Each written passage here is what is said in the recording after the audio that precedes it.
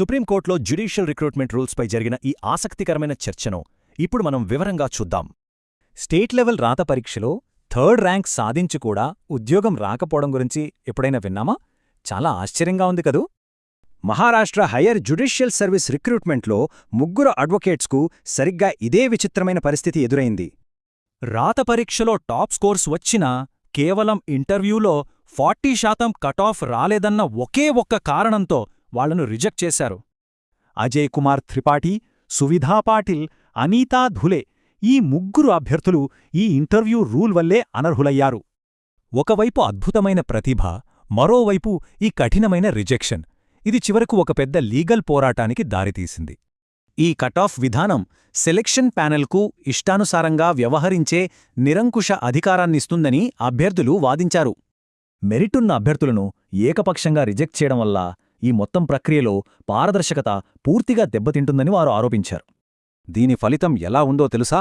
మొత్తం 42 ఖాళీలుంటే అందులో కేవలం 13 పోస్టులు మాత్రమే భర్తీ అయ్యాయి.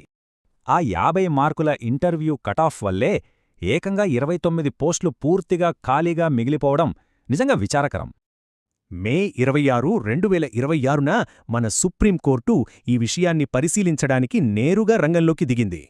చీఫ్ జస్టిస్ సూర్యకాంత్, జస్టిస్ జాయ్మాల్యా బాగ్చిలతో కూడిన ధర్మాసనం ఈ కేసును చాలా సీరియస్గా విచారించింది. ఆ ముగ్గురు అభ్యర్థుల కేసులను మళ్లీ సానుభూతితో పరిశీలించారని సుప్రీంకోర్టు బాంబే హైకోర్టుకు గట్టిగా సూచించింది. ఇన్ని ఖాళీలు భర్తీ కాకపోవడం వల్ల ప్రజాధనం, అలాగే అమూల్యమైన వనరులు తీవ్రంగా వృధా అవుతున్నాయని కోర్టు స్పష్టం చేసింది. ఇంత పెద్ద రిక్రూట్మెంట్లో ఇలాంటి తక్కువ ఫలితాలు వస్తే ఆ సిస్టమ్ ఇంజనీరింగ్లోనే చాలా పెద్ద ప్రాథమిక లోపం ఉన్నట్లు లెక్క.